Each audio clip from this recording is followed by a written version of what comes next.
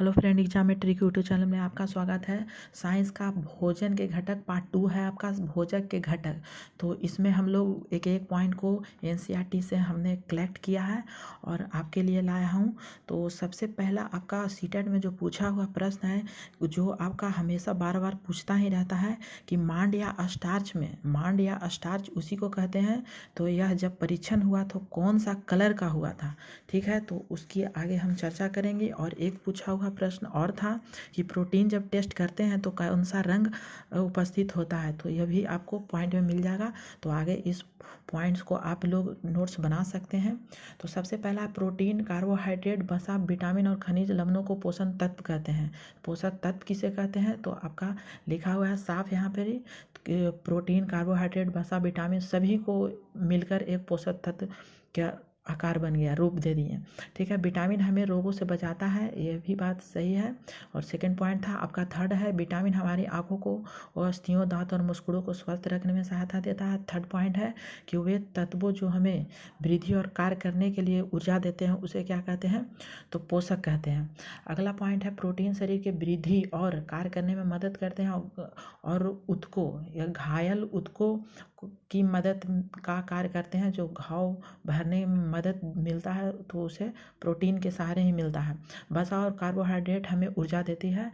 और सबसे इम्पोर्टेंट है आपका यह कि फलों और सब्जियों के छिलकों में, जो छिलका हम लोग फेंक देते हैं तो उसी में विशेष प्रकार का एक कार्बोहाइड्रेट पाया जाता है जिसको कहते हैं हम लोग रुक्षांश।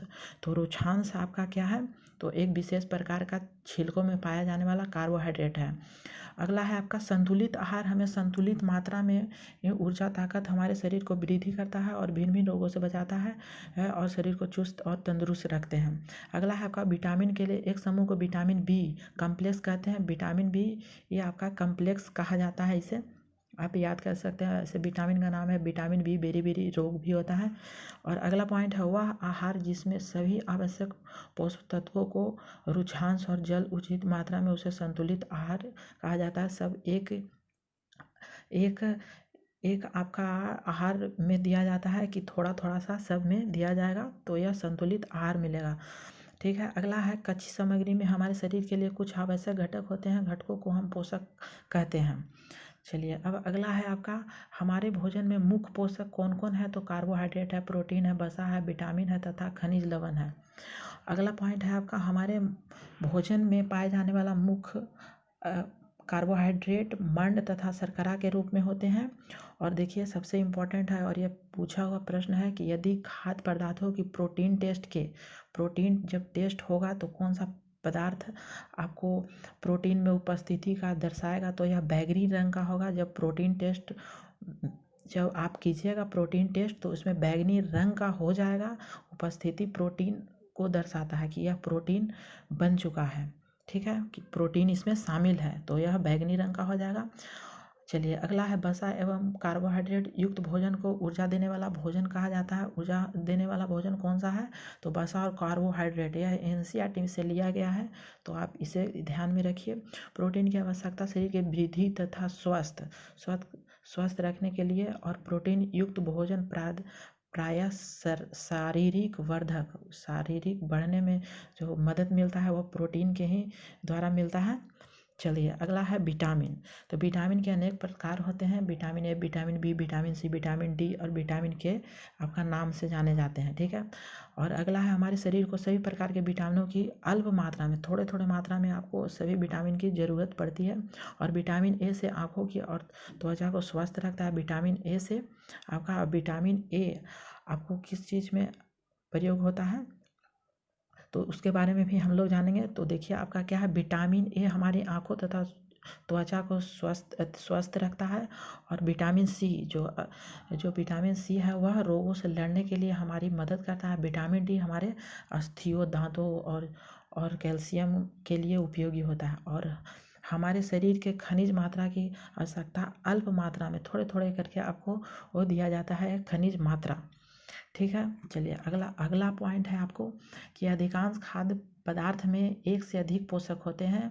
तो अधिकांश खाद्य पदार्थ में एक से अधिक ही पोषक तत्व मिलते हैं और रहते भी हैं। और चावल में कार्बोहाइड्रेट की मात्रा बहुत ज़्यादा होती है। ठीक है। पोषकों के अलावा हमारे शरीर को आहारी रेशों तथा जल की भी आवश्यकता होती है। आहारी रेशे रुक्षांश के नाम से भी जानते हैं। आहारी रेशो जो है जो रुक्षांश के नाम से भी जाना जाता है और यह मुख्यतः पादप पौधों से प्राप्त होता है। अब रुक्षांश के मुख्य स्रोत कौन कौन से हैं? तो जो है आपका दाल है, आलू है, ताजे फल हैं और सब्जियां हैं। रुक्षांश जो हमारे हैं शरीर को पोषक प्रदान नहीं करते हैं, फिर भी यह हमारे भोजन का आवश्यक अवयव और इसका आयतन बढ़ा देते हैं। अब रुक्षांश बिना भोजन जो भोजन बिना पचे रहता है तो वह बाहर हमारे शरीर की सहायता के निकल जाता है। ठीक है। अगला है आपका भोजन में उपस्थिति पोषकों को अवशोषित करने में हमारी शारीरिक सहायता करता है और यह मल मूत्र पसीने का सहारे निकल जाते हैं। ठीक है। विटामिन 2 प्रकार के होते हैं। इम्पोर्टेंट है आपका यह, तो इम्पोर्टेंट है यह। तो जल में घुलनशील कौन है? बी और सी। यह डी नहीं है, बी और सी है। ठीक है। बी और सी होते हैं जल में घुलनशील। और भाषा में है ए ई के और डी है। ठीक है। तो आप इसे याद कर सकते हैं। भाषा में घुलनशील कीड़ा। ठीक है। KEDA कीड़ा। आप इसे याद कर सकते हैं।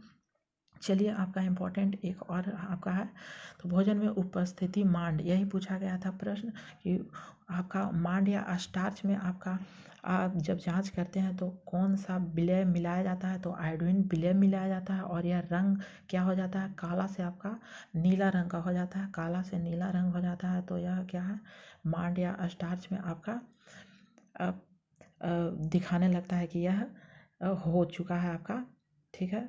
तो मांड और स्टार्च जब भी होगा तो आयोडीन की 2 बूंद मिलेगा और उसको में रंग कैसा रहेगा? पहले काला रहेगा, उसके बाद यह नीला हो जाएगा। तो समझ आए कि यह क्या है? इसमें स्टार्च या मांड है। ठीक है। अब क्या है?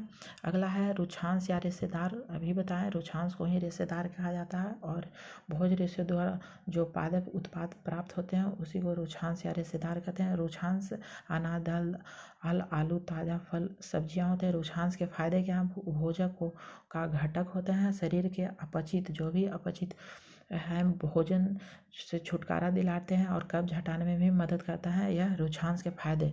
अगला है आपका अभाव जनित रोग। जो रोग लंबे समय के लिए ये पोषक तत्वों की कमी से होता है। तो स्कर्वी है, बेरी है, मैरामस है और रतौंधी होता है लंबे समय के लिए।